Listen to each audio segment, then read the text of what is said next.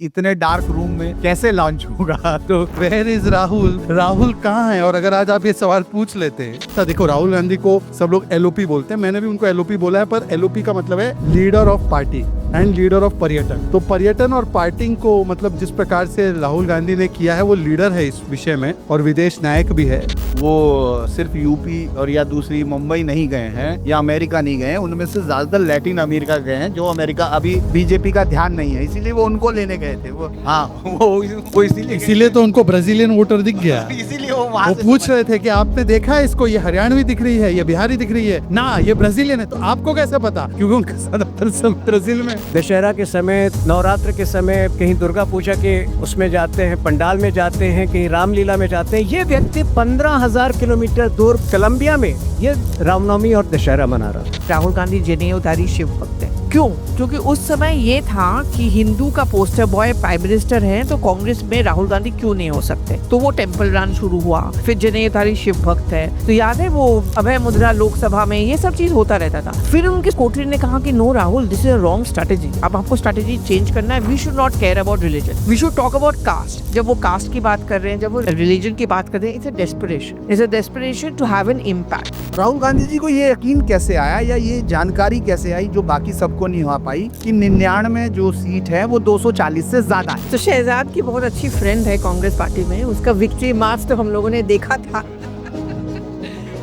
मैं देश विरोधी हूँ, मैं सोरोस के साथ बैठूंगा, उसके लोग मेरे मंच पर रहेंगे, उनके साथ मैं यात्रा में रहूंगा, मैं विदेश जाऊंगा तो उनसे मिलूंगा। वो कह रहे हैं मैं रेड कार्ड है मेरा, आओ मुझे सत्ता में लाओ कैसे भी, जैसे आपने नेपाल में सत्ता हटाएंगे, जैसे आपने मिडिल ईस्ट में हटाएंगे, मुझे भी सत्ता में लाओ। तो he is declaring that openly. Trump अगर 20 बार भी बोले ना, 30 बार भी अगर बोले कि मैंने सीज फायर करवाया, मैंने इंटरवीन कराया as an Indian, I am not going to believe Donald Trump. But Rahul Gandhi believe Donald Trump, क्योंकि उनको प्रधानमंत्री को नीचे दिखाना था। उसको ये डिल्यूजन है कि the country owes it to him कि उसको प्रधानमंत्री बनाना चाहिए। उसको वो डिल्यूजन है, वो आपको बोलेगा 140 करोड़ की जनता ने मुझे प्रधानमंत्री बनाया, बी ग्रेटफुल अबाउट इट। उसका डिलुलू हद पार है भाई, उसका अलग लेवल का डिलुलू है।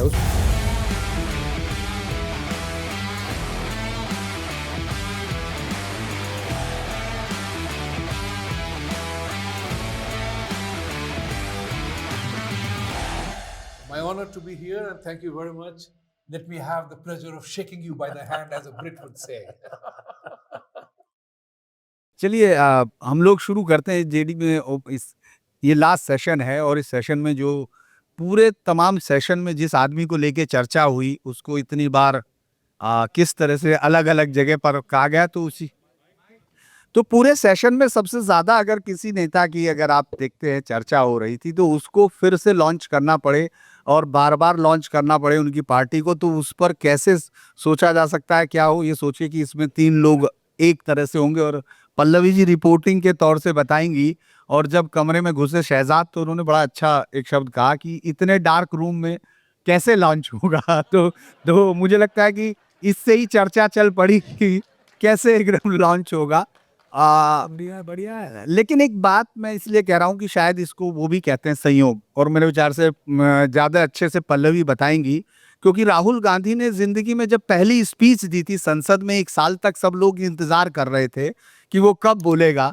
खासतौर से पल्लवी जी ज्यादा कर रही हूँ क्योंकि कांग्रेस कवर किया करती थी और अमेठी में इतने दौरे करती हूँ हाँ, मैं यही कह रहा हूँ, तो लेकिन कवर करती हूँ, इसीलिए उनको बताना पड़ेगा।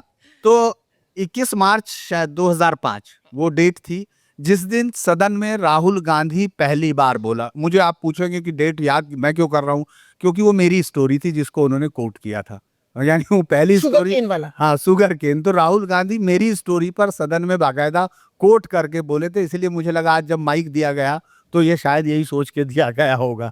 तो मैं शुरुआत करता हूँ पल्लवी जी से। पल्लवी जी ने शायद राहुल को इतना कवर किया है, शायद ही किसी देश के किसी कांग्रेस पार्टी ने भी नहीं कवर किया जितना उन्होंने किया है। तो अब मैं सॉरी इंटरप्ट, मेरा launch of the Congress party coverage Rahul Gandhi के पॉलिटिकल लॉन्च के साथ साथ हुआ था। उन दिनों हम आज तक में काम करते थे और मुझे अचानक बॉस ने बोला कि देखो राहुल गांधी एंट्री कर रहे हैं, उनको सिर्फ अंग्रेजी बोलना आता है और अभी तुमको भी अंग्रेजी से बोलना आता है, तुम हिंदी बोल तो लेती हो लेकिन अंग्रेजी माइंडसेट वाला में चाहिए, सो तुम कांग्रेस कवर करो और राहुल गांधी को कवर करो। तो मुझे याद है एवरी वीक मैं अमेठी जाती थी और मैं जितना अमेठी पहचानती हूँ, मैं दावे के साथ कह सकती हूँ, शायद राहुल गांधी भी नहीं पहचानता होगा। मैं दावे के साथ कह सकता हूँ, मैं दावे के साथ कह सकता नहीं, हूँ लेकिन राहुल मैं गांधी। सवाल वहीं से शुरू करूंगा क्योंकि आप इतना पहचानती हैं और एक पूरी रिपोर्टर्स की मतलब कोई इसमें वो नहीं है, रिपोर्टर की मजबूरी होती है बीट पकड़ना, लेकिन इतनी बार रिपोर्टर्स ने उनसे सवाल किए, उनसे पूछा, उनसे समोसे भी पूछे, वो समोसे उनको अच्छे लगे या नहीं, लेकिन कभी कभी मैं ये समझ नहीं पाया कि राहुल गांधी को आप नेता प्रतिपक्ष के तौर पर मानती हैं कि वो नेता है, और अगर आपके दिमाग में कभी ऐसा रहा हो, क्योंकि इतने दिन तक तो रहा है,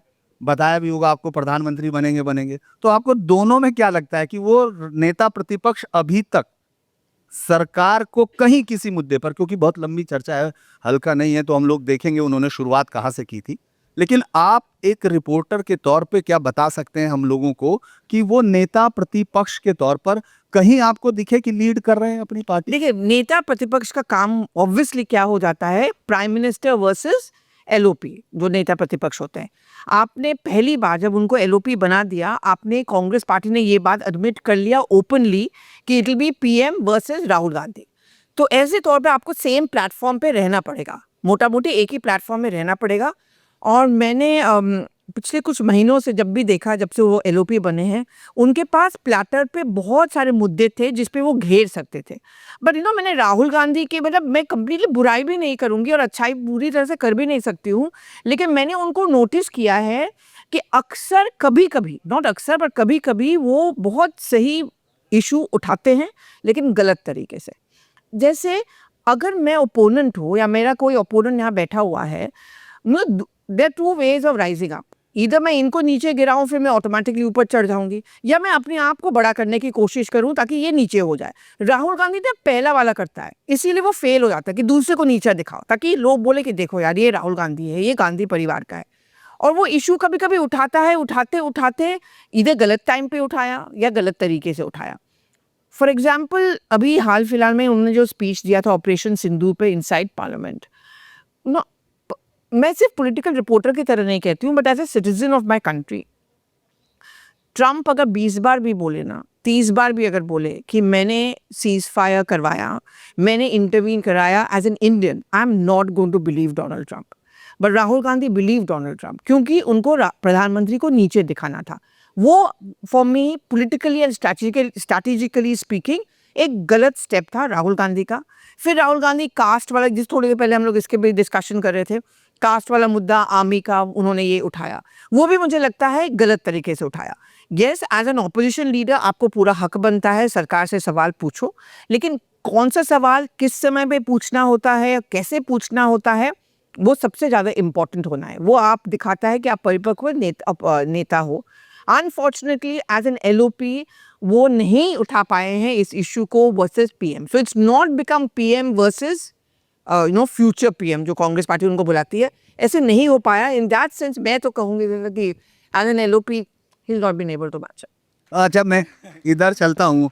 शहजाद, मुझे लगता है इतना फुटबॉल से नहीं खेले जितना राहुल नाम से खेलते होंगे, इसीलिए मुझे लगता है कि चलिए अब, क्योंकि हम लोग याद देख ही रहे हैं। जी, राहुल गांधी का असली जेनजी तो यही थे शुरुआत में। हाँ, नहीं, अभी मैं इसीलिए कह रहा हूँ कि वो पहले उनकी तरफ से गोल कर रहे थे, फिर उनके खिलाफ गोल करने लगे। तो चलिए मैं एक बात पूछता हूँ कि इतने समय में, मतलब अगर हम लोग शुरू से देखें, शायद 89 के बाद गांधी फैमिली का कोई शख्स 85 का चुनाव, 87 उसका चुनाव हारने के बाद कोई राजीव गांधी के बाद इतने लंबे समय तक कभी गांधी फैमिली सत्ता से दूर नहीं गई, इतने लंबे समय तक।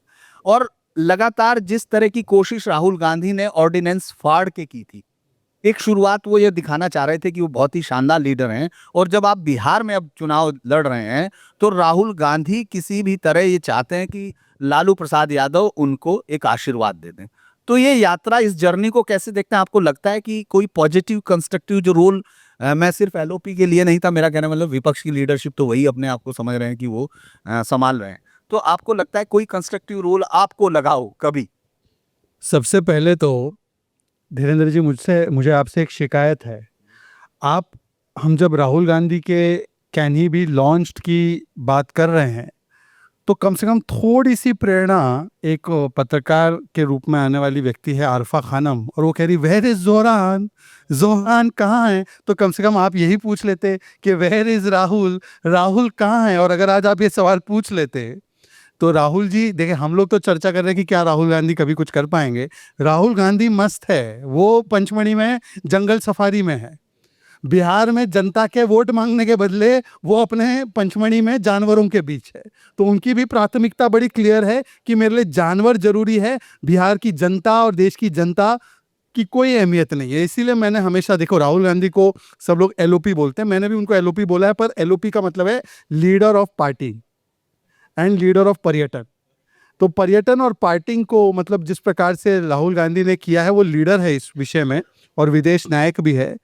देखिए, आपने जो कहा कि सत्ता से दूर रहा है गांधी परिवार, एक्चुअली ये सही फैक्चुअल सिचुएशन नहीं है। अकाउंटेबिलिटी से दूर रहा है गांधी परिवार।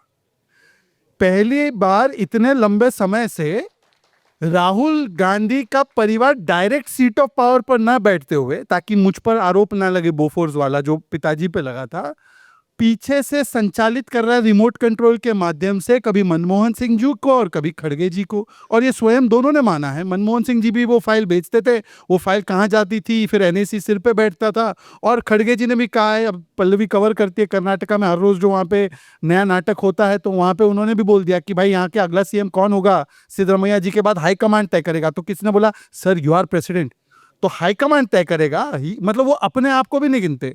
तो असली रिमोट कौन है परिवार का जो पार्टी को संचालित करते? कांग्रेस पार्टी नहीं है, कांग्रेस कबीला है। अब कबीला जानते हो, कबीला अफगानिस्तान में होते हैं, वो बहुत बड़ा कबीला है, उसमें छोटे छोटे कबीले, दिग्विजय सिंह का कबीला है, सचिन पायलट का एक छोटा छोटा सा कबीला है, फिर कहीं और किसी का कबीला है। तो सबसे बड़ा कबीला गांधी परिवार, वाड्रा परिवार का है। और वो बोलता है छोटे कबीलों से कि आप जाओ लड़ो स्टेट में, आप हारोगे तो मैं आपसे सवाल नहीं पूछूंगा, मैं राष्ट्र में 3 बार चुनाव हारूंगा तो आप मुझसे सवाल नहीं पूछोगे। ये दोनों कबीलों में अंडरस्टैंडिंग है। तो बहुत अच्छे से चल रहा है इनका मॉडल, रिमोट कंट्रोल्ड कबीला मॉडल है। हाँ, आप हारो तो मैं ना पूछूं। मैं वो हमेशा मतलब लाइटर नोट पे कहता हूँ, तुहिन और मैं जो है, हम तो बीजेपी के कार्यकर्ता है, स्टेक होल्डर है। स्टेक होल्डर क्या है कि देश प्रथम ये हमारी विचारधारा है, तो उसमें सब कार्यकर्ता लगे हुए हैं। कांग्रेस में स्टेक होल्डर नहीं है। कांग्रेस में 2 कैटेगरी के कार्यकर्ता है। एक है भ्रष्टाचार में शेयर होल्डर, दूसरे है परिवार के शू होल्डर। तो जो शू होल्डर है वो आगे बढ़ रहा है तेजी से, जो परिवार में शेयर होल्डर है भ्रष्टाचार में, वो आगे बढ़ रहा है। देखिए, इसीलिए जननायक राहुल गांधी आ चुके हैं। जननायक ने डुबकी मार दी है, जननायक के 6 पैक एब्स दिख रहे हैं, जननायक आज एनफील्ड बाइक पर निकले। ये इस प्रकार की बातें अब वो कौन करता है इस हाव भाव से, आप वो भी समझ गए होंगे, और खंडन नहीं करना है उसका, ठीक है ना। तो कुल मिलाकर मैं ये कहूँगा कि राहुल गांधी के अंदर भी पर मैं पॉजिटिव्स देखता हूँ। जैसे कि नासा एक रिसर्च कर रहा है कि कैसे कई बार एक ही यंत्र को लॉन्च करने के बाद भी वो लॉन्च नहीं होता, असफल होता है, फिर भी उसमें फूका हुआ जो है, नहीं वो तो कुछ और समझ बैठेंगे ना भाई साहब। फूका हुआ नहीं, मतलब जो लॉन्च रीलॉन्च करने के बाद भी 99 बार फिर से लॉन्च नहीं हो रहा है। उसी व्हीकल को लॉन्च करने के लिए एक मैगजीन है, उसके हर 2-3 महीने बाद कवर पे आता है, now it is Rahul time. Now from Gen Z movement has started in Nepal, now it is Rahul's time, now Rahul is coming, the Gen Z is behind Rahul। ये है कि शशि थरूर ने बताया कि मनीष तिवारी ने बताया कि Gen X, Gen Y, Gen Z सब लोगों ने राहुल गांधी की प्रॉब्लम जो है ना, उसको मैं डिफाइन करूंगा, इट इज नॉट ECI। ये कहते हैं ना ECI मेरी प्रॉब्लम है, वोट चोरी हो, ECI नहीं है, EMI। EMI नहीं पता आपको? आप और मैं भरते EMI नहीं। EMI मीन्स एंटाइटल्ड मानसिकता of Indira's grandson and emergency मानसिकता ऑफ इंदिरा, ये EMI से ग्रसित है। और इसीलिए आप देखिए राहुल गांधी, मैं तो उनके साथ कई वर्षों तक रहा हूं, तो मैं उनसे 3-4 बातें मैं आपको बता सकता हूं उनकी, जो पल्लवी भी उस पर टेस्टिफाई करेंगी। राहुल गांधी के बारे में अक्सर बताया जाता है कि ही इज़ वेरी ओपन। देखो, इनसे गले मिल लिए, उनसे मिल लिए, उनसे हाथ पकड़ लिया, कितना अच्छा लड़का है, इतना बड़ा परिवार पर कितना घुल मिल जाता है। Actually Rahul Gandhi is not like that. वो आपको प्रोजेक्शन है। राहुल गांधी उठते बैठते केवल उनके पापा के साथ, जिनके पापा फ्रेंड्स रहे होंगे, मतलब कि कोई और नेपो किड होगा, उन्हीं के साथ राहुल गांधी कंफर्टेबल है। Rahul Gandhi non nepo kids के साथ कंफर्टेबल नहीं है। राहुल गांधी स्वयं एक नेपो किड है और राहुल गांधी के लिए नेपो किड्स ही ज्यादा मायने रखते हैं। हाँ, परसेप्शन बनाने के लिए वो जरूर बताते हैं कि मेरी टीम में एक मीनाक्षी नटराजन है, मेरी हाँ थी, वो भी गई, चलिए। तो ये एक परसेप्शन है। दूसरी बात, राहुल गांधी, और लास्ट में क्योंकि बाकियों को भी बोलना है, राहुल गांधी सही मायनों में मैं अगर कहूं, अगर ऐप डिस्क्रिप्शन ढूंढना है राहुल गांधी के लिए, डोंट टेक इट अदरवाइज।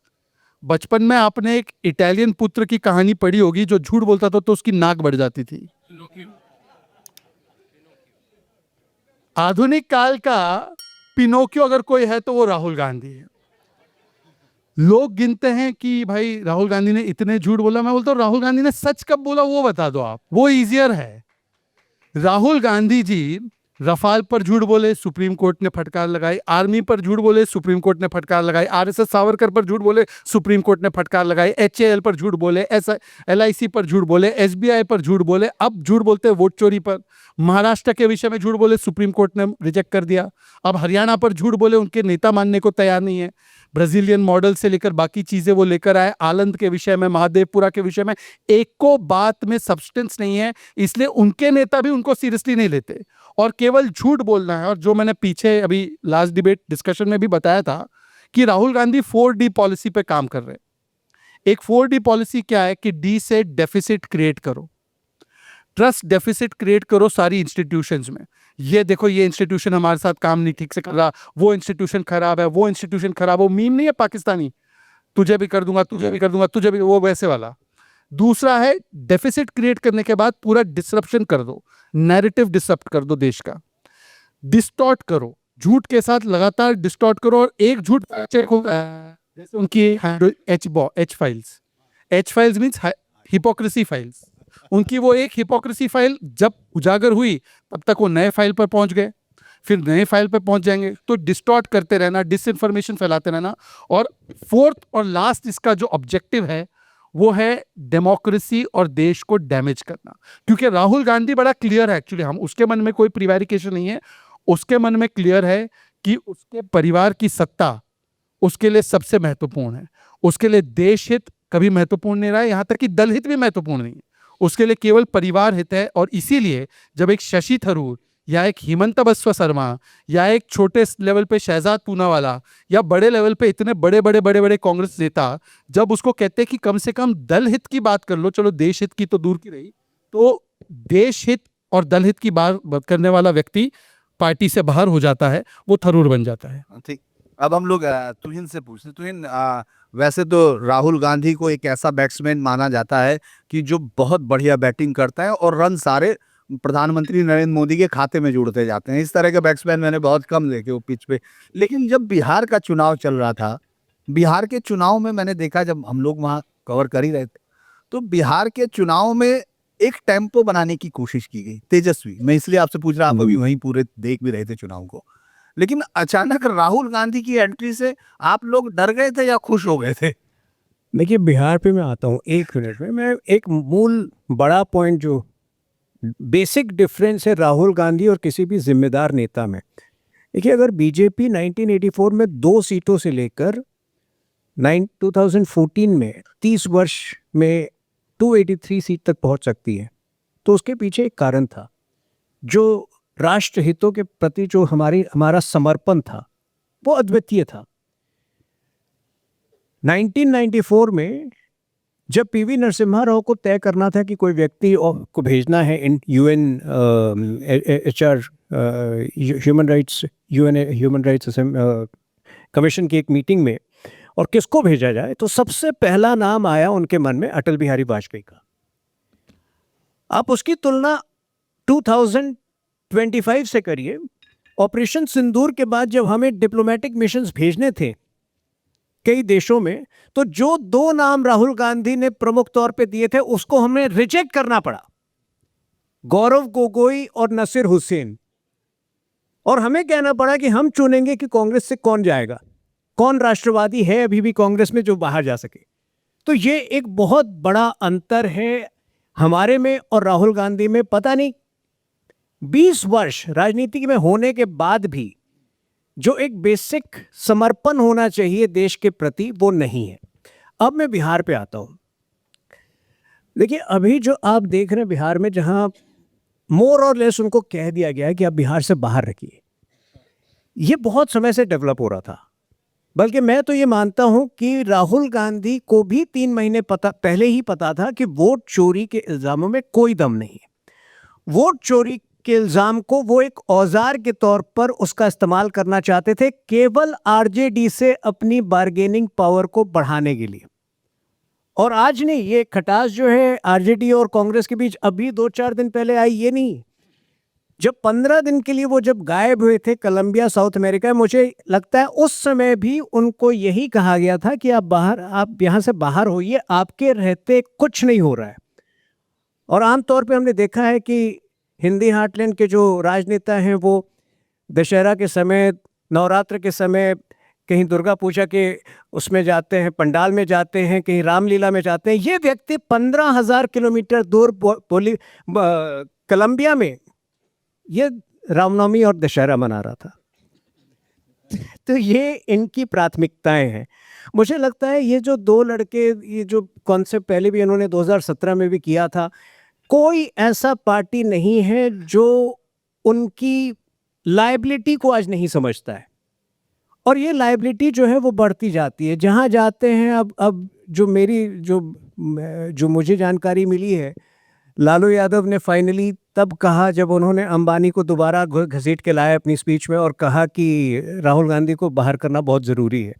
और अंततः वो मध्य प्रदेश में घूम रहे हैं, परसों वहाँ चुनाव है।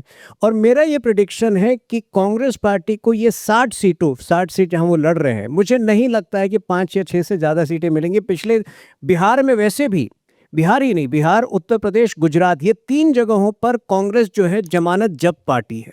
आज से नहीं, पिछले 30 वर्षों में। आखिरी मुख्यमंत्री कांग्रेस का जगन्नाथ मिश्रा जी थे 1989 में, 1990 में। तब से जो है आज तक, और विशेष तौर पर पिछले 20 वर्षों में 9% वोट शेयर कभी क्रॉस नहीं कर पाई है कांग्रेस पार्टी। इस बार मुझे लगता है कि 5 या 6 सीटों में सिमट जाएगी और 5-6% से ज़्यादा वोट शेयर उनको नहीं आने वाला है। मैं शांतनु जी के पास जाऊं, क्योंकि शांतनु जी फिल्म की बातें कर रहे हैं आजकल। अगर आपको राहुल गांधी को लेके फिल्म बनानी पड़े, मैं ऐसा मुझे आप श्राप क्यों दे रहे हैं? सदा श्राप क्यों दे रहे हैं आप मुझे? क्योंकि 70s में भी एक आदमी को ढूंढना ही पड़ा ना, 70s के उस महान नॉवल में भी आपको। तो राहुल गांधी आपको इतिहास के किस कैरेक्टर में, दान क्योटे का नाम मैं नहीं ले रहा हूँ, कि आप सोच रहे? मैं तो पॉलिटिकल फिल्में, सीरियस फिल्में बनाता हूँ। कॉमेडी जॉनर में जाऊँगा तो मैं सोच सकता हूँ। देखिए, राहुल गांधी की जो रिलॉन्च की बात होती है वो क्यों होती है, इतनी बार रिलॉन्च की बात क्यों करनी पड़ती है? मुझे 2018 का इंडिया टुडे की मैगजीन का कवर याद है। उसका नाम था young Turks of Rahul Gandhi, और उसमें 4-5 चेहरे थे। उसमें राहुल गांधी थे बीच में, उसमें RPN सिंह थे, उसमें जितेंद्र प्रसाद थे, उसमें ज्योतिरादित्य सिंधिया थे, उसमें मिलिंद देवरा थे, और उसमें पायलट थे। अब पायलट को छोड़ के उसमें से सब बाहर हैं, और पायलट भी अंदर बाहर ही हैं। राजस्थान वालों को तो पता ही है। राजस्थान वालों को तो पता ही है वो कहाँ है। तो जो राहुल के 2018 के यंग टर्क्स थे, और अभी शहजाद ने कहा कि वो नेपो किड्स की कंपनी पसंद करते हैं, लेकिन वो उन नेपो किड्स की कंपनी पसंद करते हैं थोड़े डम टाइप हों। क्योंकि अगर नेपो किड भी थोड़ा स्मार्ट हो गया तो वो राहुल गांधी को ओवरशाइन कर देगा। अगर आप ज्योतिरादित्य सिंधिया को CM बना देते, अगर आप सचिन पायलट को CM बना देते, तो चमकते, रोज दिखते, उनके पोस्टर आते, वो सभाओं में आते, वो स्टार प्रचारक होते, तो राहुल गांधी को ओवरशैडो कर देते। अब देखिए, इन मिड ऑफ एवरीथिंग, जहां आपका अपोनेंट कौन है? नरेंद्र मोदी। मतलब वो व्यक्ति 75 साल में, आपको लगता ही नहीं वो बंदी 75 साल का है? आपने कभी इतने 11 साल में नरेंद्र मोदी की उम्र एक चर्चा का विषय रहा क्या कभी? मतलब वो आदमी 7 दिन की यात्रा करके आ रहा है, फिर 3 रैली अटेंड कर रहा है, फिर कैबिनेट मीटिंग कर रहा है, फिर कहीं कंस्ट्रक्शन की साइट देखने चला जा रहा है। अब अमित शाह वो कब सो रहे हैं, कब जग रहे हैं, पता ही नहीं। योगी आदित्यनाथ कहते हैं कि जब मैं 4 जिलों का दौरा पूरा करके आता हूँ तब तक तो मेरे विरोधी सो के नहीं उठते। इस तरह के पॉलिटिशियन के साथ आप कंपैरिजन किसका है? राहुल गांधी का। उनकी अभी तो LOP बन के उनको पार्लियामेंट जाना पड़ जाता है। उनकी पिछली पार्लियामेंट का आप डेटा देखिए, आप दंग रह जाएंगे। मतलब पार्लियामेंट मेंटेनेंस कितनी है? सेशंस में 17%, 13%, 14%, बहुत हुई तो 40-45%। क्वेश्चन कितने पूछ रहे हैं वो? 0, 3, 4। प्राइवेट मेंबर बिल शायद पता ही नहीं होता क्या है। किसी भी आप एक एवरेज अच्छे पार्लियामेंटर का देख ले, उसका डेटा राहुल गांधी से 100 गुना होगा। मतलब आप पार्लियामेंट में एंगेज नहीं कर रहे हैं। आपका घर साइकिल से जाए, भागते हुए जाएं, आप बड़े वो हैं, एथलेटिक हैं, भागते हुए जाएं तो 10 मिनट ना लगे पार्लियामेंट में जाने में। ना तो आप पार्लियामेंट में एंगेज करेंगे, आप कंट्री में रहेंगे नहीं, लेकिन आपको बनना प्रधानमंत्री है। तो आप मेहनत से मेहनत तो मैच करिए। I am agree disagree with Rahul Gandhi, वो अलग बात है भैया। आप नरेंद्र मोदी की आधी मेहनत तो मैच करिए, अब अमित शाह की, योगी आदित्यनाथ की, हेमंत बिस्वा की आधी मेहनत तो मैच करिए। आप सोच रहे हैं कि भाई वो पिताजी ने बना के दे दिया था और मैं तो इधर घूमूंगा उधर घूमूंगा। मतलब उपराष्ट्रपति का चुनाव हो रहा है, आदमी आधा घंटे पहले आ रहा है, पता ही नहीं उसे उपराष्ट्रपति का चुनाव का चल रहा है। बिहार में चुनाव चल रहा है, वो आदमी कहाँ है, उसको अलग निकाला के ना, रहो तो देश में, कुछ तो बोलो, कुछ तो करो। तो मेरे ख्याल से इस तरह से, जिसे हम कहते हैं फ्लर्टिंग विद पॉलिटिक्स, क्योंकि बाप ज़्यादा की दी हुई जागीर है, मुझे थोड़ी बहुत मिल जाएगी। एक बात आखिरी बताता हूँ, मुझे याद है कि शायद 2024 के इलेक्शन से पहले उन्होंने देखा कि नरेंद्र मोदी तो बड़े ग्राउंडेड दिख रहे हैं, तो उन्होंने भी किसी पैंतरा खेला। उन्होंने कहा मैं भी कुछ घरेलू करूँगा। किचन में गए वो, उन्होंने क्या करा, आप सुन के दंग रह जाएंगे। तो देखा ही होगा आपने वीडियो सबने, वो अपने गार्डन में गए, उन्होंने संतरे पलक, एक बड़ी सी, हाँ उसका नाम मैं अभी डोंट रिवील दैट, हाँ। तो उन्होंने बड़ी अच्छी सी बास्केट ली, वो बास्केट ही लाखों रुपए की हो गया, उसमें एक एक करके संतरा चुन रहे हैं। फिर वो किचन में गए, उन्होंने बनाया जैम, उसका नाम बोला मामलाडे। मतलब कितने लोगों को तो भारत में मामलाडे पता है भाई, अचार बना, चटनी बना उसकी, कौन मामलाडे खा रहा है भारत में? ये तो उनका घरेलू होने का तरीका है। मम्मी के साथ धीरे धीरे उसका वीडियो बन रहा है, ऐसा लग रहा है कोई मास्टर शेफ की क्लास चल रही है। मतलब उनको देहाती होना भी नहीं आ रहा है। तो ऐसा व्यक्ति भारत की राजनीति में मुझे तो बहुत अटपटा लगता है। इतने सारे लोग कांग्रेस में, कांग्रेस को बर्बाद कर दिया उस व्यक्ति ने, तो उसे रिलॉन्च करते रहेंगे कुछ लोग, ठीक है, लेकिन अब देखिए आप किसी चीज़ को दिखाते रहेंगे, टीवी में दिखाते रहेंगे, 4 लोग तो पसंद करने ही लगेंगे, बस उतना ही है राहुल गांधी। एक इस पे सिर्फ बिंदु दे दूं, शांतनु ने बोला है कि थोड़ा मेहनत कर लेते। नरेंद्र मोदी जी सीएम और पीएम अगर मिला दे तो 9,244 दिन आज उनको हुए हैं, जब से वो सीएम बने तब से आज तक पीएम के। और 9244 डेज में number of days of by Narendra Modi, number of seats that Rahul Gandhi gets in Delhi 0। अच्छा, राहुल गांधी भाई साहब जो है उनको भी 21 वर्ष हुए हैं राजनीति में, ऐसा नहीं कि कल क्या है, 21 वर्ष राजनीति में हुए उनको, 21 वर्ष 2004 से। मैं उस रैली में भी था, शाहजहां Exactly. याद तो उनको कुल मिलाकर हुए 7,665 डेज इन एक्टिव पॉलिटिक्स, और उसमें उनका 1500 दिन तो छुट्टी में चला गया। अब सोचिए 1500 दिन लोगों को कब लग रहा है? 3 महीने भी गए।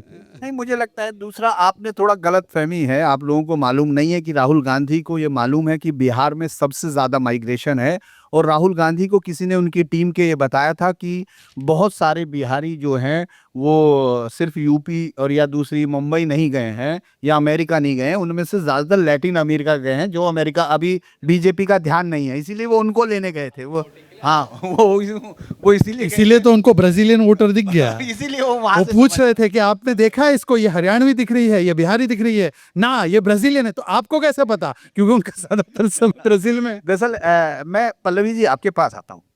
राहुल गांधी जी को आपने इतने करीब इंटरव्यू, और वो भी हुआ ऑफ रिकॉर्ड, बहुत बार हुआ। राहुल गांधी जी को ये यकीन कैसे आया या ये जानकारी कैसे आई जो बाकी सबको नहीं हो पाई कि 99 जो सीट है वो 240 से ज्यादा है? इतनी समझ कैसे आई? मतलब ये समझ में नहीं आया तब से, क्योंकि जैसे ही वो लोग आए और आने के बाद उन्होंने जो है ये, मतलब ऐसा होता है भाई कि हम लोगों को कुछ मिल गया, ठीक है, लेकिन अचानक मैं ये मान लूं कि यार ये 240 सीटें नहीं हम जीते हैं, ये कहने के लिए तो हौसला चाहिए, और या फिर बिल्कुल अंदर यहाँ खाली है, कुछ होना नहीं चाहिए। 2 चीजें हो सकती है। तो शहजाद की बहुत अच्छी फ्रेंड है कांग्रेस पार्टी में, उसका विक्ट्री मार्च तो हम लोगों ने देखा था। जी, यही बात तो मैं कह रही थी कि देयर आर 2 वेज कि आप ऊपर चढ़ सकते हो, दूसरे को नीचे गिरा के फिर चढ़ो, या खुद को अपने आप को बड़ा करो। कांग्रेस पार्टी इस बात पे ज़्यादा खुश थी कि सिंपल मेजॉरिटी बीजेपी को नहीं मिला था, तो इसलिए उन्होंने उसी में अपना विक्ट्री देख लिया। बट उनका परफॉर्मेंस 100 पार भी नहीं कर पाए, ये कंसिस्टेंटली 2 या 3 बार ये कांग्रेस ने नहीं नोटिस किया। मैं ना कंपैरिजन करती हूँ, क्योंकि मुझे याद है मैंने जब 2004 में कांग्रेस कवर करना शुरू किया था, तब सोनिया गांधी थी कांग्रेस के प्रेसिडेंट। ये जो हम मेहनत की बात कर रहे हैं ना, 2 चीज़ें बदल गई। First of all, in contrast to Rahul Gandhi, Sonia Gandhi ज़्यादा मेहनत करती थी। शहजाद, हम देखते थे वो क्या करती थी, वो कैंपेन्स करती थी, फिर वो कोर कमेटी की मीटिंग करती थी, फिर मीटिंग्स होते थे, डिसीजन लेती थी, वो ज़्यादा मेहनत करती थी, एंड वो पॉलिटिकली बड़ी स्मार्ट थी। वो जानती थी कि कब मुझे छुट्टी लेना है, पॉलिटिकल नुआंसेस होते हैं, फोटो अपॉर्चुनिटी होते हैं, वो सब मुझे ठीक अंदाजे से करना है, कितना बात करना है, कितना नहीं करना है। वो सुनती थी लोगों की बातें, करती थी, एंड में वही जो उसको करना है। राहुल गांधी सुनता भी नहीं है और पता नहीं करता है अपने मन का, वो अलग चीज़ है। दूसरी बात, आप अपने अपोनेंट के हिसाब से अपना स्ट्रैटेजी बदलोगे। आपको शायद प्रधानमंत्री पसंद नहीं हो, दैट्स फाइन, क्योंकि वो आपके ओपोनेंट है। आपको अमित शाह पसंद नहीं है, वो भी स्ट्रैटेजी है। देखो, मैं जर्नलिस्ट हूँ, मेरा भी कंपटीशन दूसरे लोगों के साथ होता है मेरे फील्ड में। मैं आपको बता दूं, जब ये सोशल मीडिया और यूट्यूब ये सब बहुत कंपटीशन देने लगे, मैं अपना उदाहरण दे रही हूँ, मुझे ऑफिस में बोला गया कि हम सबको बोला गया कि आपको री इन्वेंट करना है। तो मैंने ना डिजिटल भी करना शुरू किया, मैंने लिखना भी शुरू किया, जबकि मैं खाटी टीवी की पत्रकार हूँ। क्योंकि मुझे समझ में आ गया था ये बात और समझा भी दिया गया था कि वक्त बदल रहा है, मुझे अपने आप को री इन्वेंट करना है। सिर्फ ये कहने से यार सोशल मीडिया फालतू है, कौन देखता है YouTube, that would be a very wrong strategy on my part. तो राहुल गांधी वही कर रहे हैं। राहुल गांधी नहीं समझ रहे हैं कि वक्त बदल गया है। आपके अपोनेंट्स कौन है? अगर आप एलओपी हो तो it will always be LOP versus PM. आपको भावी प्रधानमंत्री की तरह कांग्रेस पार्टी प्रोजेक्ट कर रही है, आपको उसे ही बनना है। For example, is nothing wrong कि आप सफारी पार्क चले गए, बट टाइमिंग, इलेक्शन में अमित शाह प्रधानमंत्री बिहार में हैं, आपके कांग्रेस के वर्कर्स वेट कर रहे हैं कि आप आओगे, उनसे बातचीत करोगे। आप जो भी कारण हो, आप पंचमढ़ी में कोई अधिवेशन था, उसके चक्कर में आप सफारी पार्क, टाइमिंग गलत था। दूसरी बात, मेरा अभी भी मानना है कांग्रेस में अच्छे नेता भी हैं और कुछ अच्छे जो ग्रास रूट्स लीडर्स हैं, कार्यकर्ता हैं। I feel sorry for them, क्योंकि मैं ना एज अ पत्रकार में जब जाती हूँ ना, मैं इन्हीं लोगों से बातचीत करती हूँ, क्योंकि इन्हीं का रिएक्शन लेना होता है, ऑफ रिकॉर्ड नीचे से गप्पे मारती हूँ। मैं कांग्रेस मुख्यालय के, मतलब I know I sound very immodest, but मैं गार्ड का नाम भी जानती हूँ। राहुल गांधी नहीं जानते हैं। ऐसा हो ही नहीं सकता कि आप इतने साल जा रहे हो और आपको ये भी नहीं पता कि वहाँ पे सिक्योरिटी गार्ड कौन है। अरे सीएम का नाम नहीं जानते, वो गार्ड का नाम मुझे सीएम का नाम। अमेठी में एक क्लोज्ड हो, ऐसे ही डार्क रूम टाइप में उनका एक इंटरेक्शन हुआ था कार्यकर्ताओं के साथ। उस समय वो सांसद थे अमेठी के, तो वो बातचीत करने लगे, किसी का नाम नहीं बता पाए। वो उनमें से एक कार्यकर्ता खड़ा हो गया और बोला कि सर आप मेरा नाम तो बता दो। वो तो नाम बता भी नहीं पाए, उनके साथ जो स्टेज पे बैठे थे वो भी नहीं बता पाए। This is the problem. यही इसलिए मैं कहती हूँ ये लॉन्च पे लॉन्च एंड रीलॉन्च की बात चल रही है, क्योंकि कहीं ना कहीं कांग्रेस को पता है कि this is a very difficult product और हमें बार बार इसको थोड़ा सा चेंज करके, मार्केटिंग ब्रांडिंग चेंज करके we have to sell it. वो नहीं हो पा रहे बिकॉज आप समझ नहीं रहे हो कि कंपटीशन कहाँ है, कैसा है। आपको अपने आप से अपोनेंट के हिसाब से बदलना पड़ेगा। प्रोडक्ट डिफेक्टिव है, पैकेजिंग से क्या होगा? नहीं, आपके पास इसलिए आ रहा, वैसे तो मैं पूछना चाह रहा था क्योंकि आप सबसे पहले बिछड़े बारी बारी वालों में थे, लेकिन नहीं, मुझसे पहले हिमंता दा गए थे 2015 में, को फिर मैं गया था।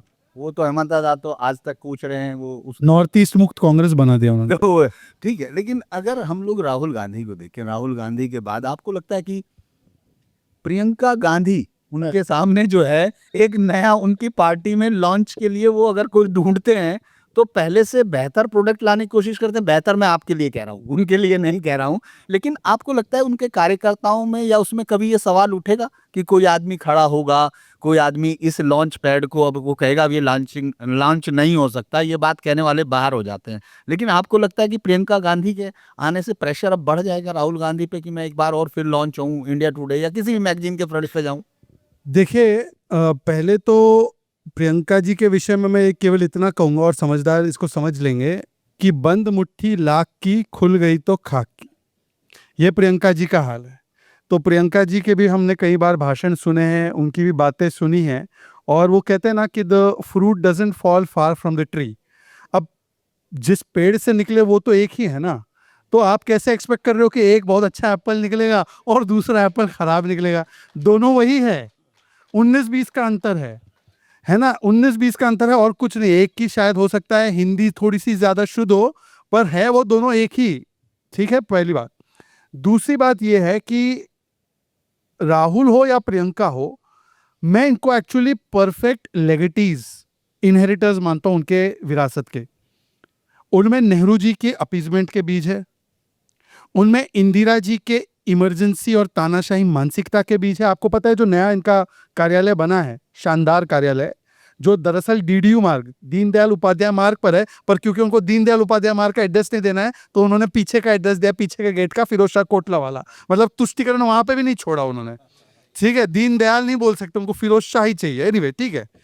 तो इंदिरा जी की इमरजेंसी मानसिकता के बीच है, उस कार्यालय में बिना परमिशन के कोई भी मीडिया का व्यक्ति एंटर नहीं कर सकता। बीजेपी का जैसे कार्यालय है, आप कोई भी व्यक्ति, एनीबडी, आप लोगों में से भी कोई भी व्यक्ति कहीं पे भी जा सकता है, घूम सकता है, ऊपर नीचे कोई स्टॉपेज नहीं है। और जैसे ये होता है ना कि कुछ लोग बीजेपी कवर करते हैं, कुछ कांग्रेस कवर करते हैं, तो बीजेपी वाला भाई कांग्रेस नहीं जा सकता, कांग्रेस वाला बीजेपी। अब कल पल्लवी जी अगर हमारे ऑफिस पधारे तो उनका स्वागत होगा, उनको वहां पे कोई रोकेगा नहीं कि आपका ये बीट नहीं, आप मत आइए। कांग्रेस वाले रोक देंगे मुझे उनके ऑफिस में? कांग्रेस वाले कांग्रेस बीट कवर करने वाली इतनी बड़ी पत्रकार को जाने नहीं देंगे। तो दूसरा ये बीज है उनमें। और तीसरा जो राजीव और सोनिया का corrupt for power without accountability, तो ये नेहरू, इंदिरा और राजीव सोनिया का जो पूरा ये जो डायनेस्टी के जो सबसे उनके प्रमुख गुण हैं, इमरजेंसी, अपीजमेंट एंड करप्शन, ये दोनों में उतने ही भरपूर मात्रा में है। दूसरी बात, आपको केवल राहुल गांधी के नेतृत्व के बारे में कुछ बताना चाहता हूँ और कॉन्ट्रास्ट कीजिए मोदी जी के साथ। मोदी जी आए, 2014 में बीजेपी जीती, 2019 में उससे बड़े मार्जिन से जीती, 2024 में भी हम लोग तीसरी बार सरकार बनाने के लिए सफल रहे, जो कि इंडिपेंडेंस के बाद, नेहरू जी के बाद तो ये पहली बार हो रहा है। और वो भी, कांग्रेस तो एक लेगेसी वाली पार्टी थी, तो इंडिपेंडेंस का उनको बड़ा लाभ मिला। मोदी जी के नेतृत्व में ओडिशा में हमने सरकार बनाई, आंध्रा में हमारी गठबंधन की सरकार बनी, मध्य प्रदेश में सरकार रिपीट हुई, गुजरात में सरकार रिपीट हुई, महाराष्ट्र में सरकार रिपीट हुई, हरियाणा में सरकार तीसरी बार रिपीट हुई, असम में सरकार रिपीट हुई, त्रिपुरा में सरकार रिपीट हुई, यूपी और उत्तराखंड में जहां पर माना नहीं जाता था कि सरकारें 5-5 वर्ष के बाद रिपीट होगी, वहां पे सरकारें रिपीट हुई। रिपीट पे रिपीट हो रही है। और राहुल जी के आने के बाद नागालैंड से सरकार 50 साल से डिलीट हुई, मिजोरम से 40 साल से डिलीट हुई, त्रिपुरा में 40 साल से डिलीट हुई, बिहार में 40 साल से डिलीट हुई, हरियाणा में 11 साल से डिलीट हुई, ओडिशा में 27 साल से डिलीट हुई, गुजरात में तो आने नहीं वाली 35 साल से डिलीट हुई, मध्य प्रदेश में 20 साल से डिलीट हुई, महाराष्ट्र में 10 साल से, केरला में 10 साल से, असम में 10 साल से। नॉर्थ ईस्ट जो उनका गढ़ माना जाता था, वहां पर आज की तारीख में कांग्रेस की एक भी सरकार नहीं है। एनडीए की सरकारें हैं 5 या 6 जगह, और 2 सरकारें non NDA, non UPA alliance वाली है।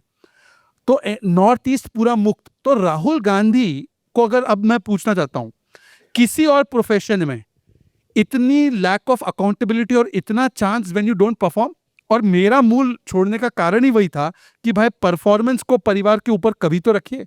पर कांग्रेस जब तक परफॉर्मेंस को परिवार के ऊपर नहीं रखेगी, चाहे प्रियंका हो, राहुल हो, वो दोनों हमारे लिए स्टार प्रचारक ही है, दोनों। और मैंने प्रियंका को एक बार कहा था, Pallavi, I don't know if you know this, क्योंकि मेरे परिवार का कुछ तो हिस्सा उनसे जुड़ा हुआ है ना। तो मैंने 2014 से पहले, जब मैं कांग्रेस में ही था, मैंने कांग्रेस 2016-17 में छोड़ी थी और फिर मैंने बीजेपी 2021 नवंबर में ज्वाइन की। मैंने प्रियंका जी और राहुल जी को स्वयं उनके चेहरे पर, on the face, I have told them that if you want to have 130-140 seats in 2014 election, then you, Rahul and Robert should not be in politics. तो उन्होंने मुझे ही निकाल दिया। उन्होंने कहा कि क्योंकि सवाल पूछने वाला ही नहीं रहेगा तो सवाल ही नहीं रहेगा। कबीला सिस्टम। अच्छा, ठीक।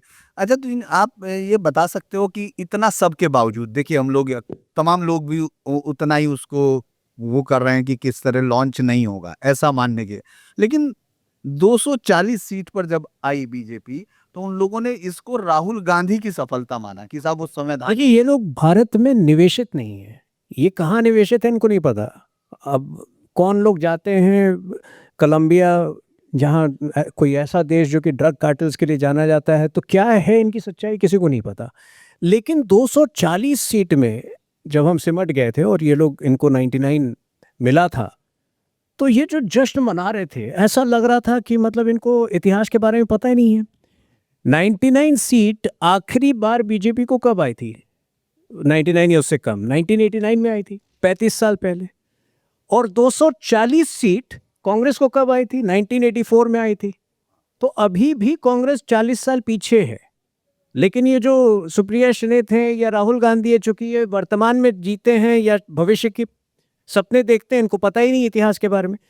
तो एनीवे वो पूरा महाराष्ट्र और हरियाणा की जीत के बाद जो है इनका वो पूरा मोमेंटम खत्म हो गया था। लेकिन मैं दूसरी बात कह रहा हूँ आपको, देखिए आज एक छवि बन गई है कि कांग्रेस अगर किसी चीज को के विरुद्ध कहती है तो वो देश हित में है। ये कैसे हुआ? ये किसी भी कांग्रेसी के लिए मतलब ये उसको अध्ययन करना चाहिए, उसके लिए इंट्रोस्पेक्शन का एक विषय है।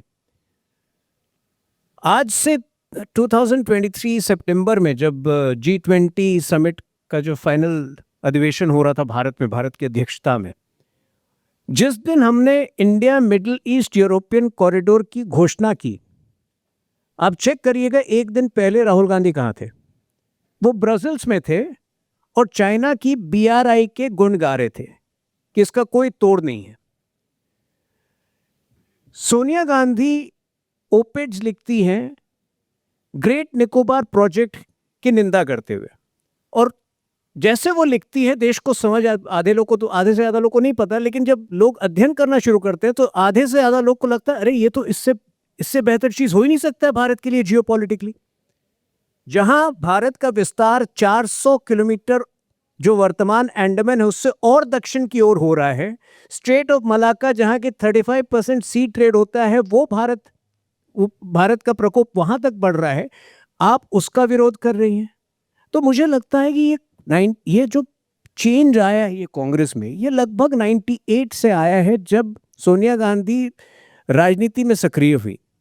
आपको याद होगा सबसे पहले जब हमारे न्यूक्लियर टेस्ट हुए थे 98 में, तो 10 दिन तक कांग्रेस पार्टी ने कोई स्टैंड नहीं लिया, और जब उसके बाद स्टैंड लिया तो क्या स्टैंड था?